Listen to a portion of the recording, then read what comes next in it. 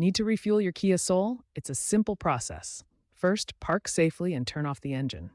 Locate the fuel door release button inside the car, typically near the driver's seat on the floor or lower dashboard.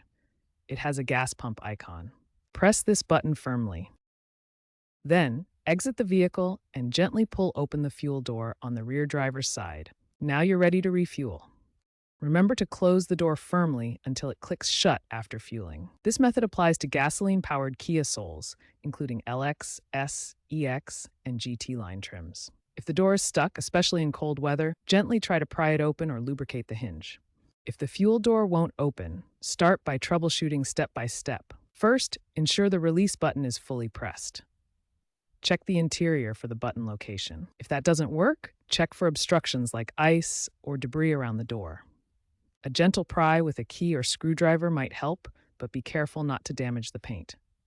For older models, lubricate the hinge with WD-40 to prevent sticking. If issues persist, the cable may be damaged and require professional repair. Remember, Kia Souls have a reliable mechanical system, but annual checks can prevent most problems.